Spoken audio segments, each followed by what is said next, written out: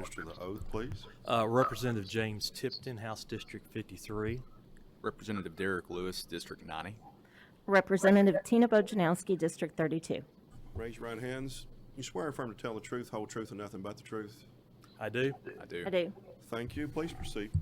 Thank you, Mr. Chairman. I do have my eye on the watch, so I understand time is of the essence. Members, thank you for the opportunity to come here and talk to you about House Bill 226. I want to begin my comments today and reference an op-ed that was in the Lexington Herald. Before we do, if you may, we have a committee sub. Motion on the committee sub. Have a motion, second. Have a second. All in favor? All opposed? Committee sub is before us. We have House Bill 226 as amended by Committee Sub 1. Thank you. Please proceed. Thank you, Mr. Chairman. As I was saying, there was an op-ed in the Lexington Herald Leader on Sunday. It was penned by the former Secretary of the Kentucky Education and Workforce Cabinet, Derek Lewis. And I just want to, and he's talking about the Read to Succeed Act, and this is the Read to Succeed Act. He was referencing Senate Bill 9, House Bill 226 as the companion bill. And here's one statement he made. I have found one clear truth. Early literacy is the foundation for learning in life. And one more comment that Secretary Ramsey made in this piece. We must ensure that every Kentucky student can read at the highest level by the end of third grade. Students must learn to read from kindergarten through third grade so that they will be able to read to learn in school and throughout the course of their lives. Members, this is why I've been working on this issue since the 2019 session. It's critical that students, before they enter fourth grade, are reading proficiently so they can succeed in life. Let me talk about the three main components of this legislation. First, we address the issue of students attending our post-secondary universities.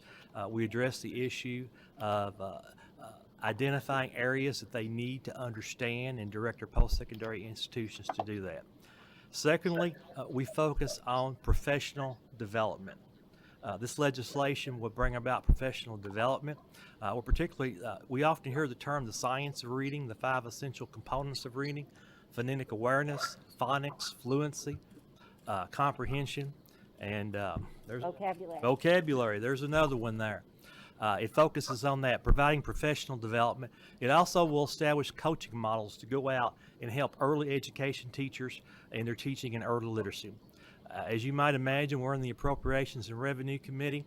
It takes funds to accomplish this. I will let you know, and I thank Chairman Petrie. He knows I was persistent on this. But in House Committee Substitute 1 to House Bill 1, there is funding for this program as requested by the Kentucky Department of Education, and $11 million in each of the years of the biennium budget.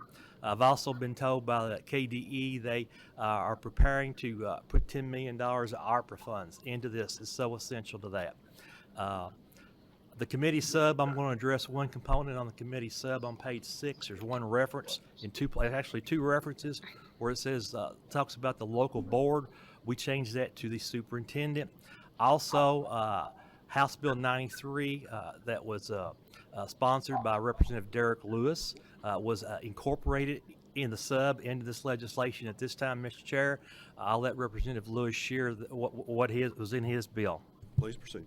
Thank you, Chairman. Thank you, Vice Chair. Thank you, members of the committee. I'll be brief.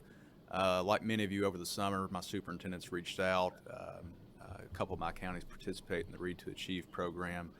In the House budget, we were putting $15.9 million each year into the Read to Achieve program.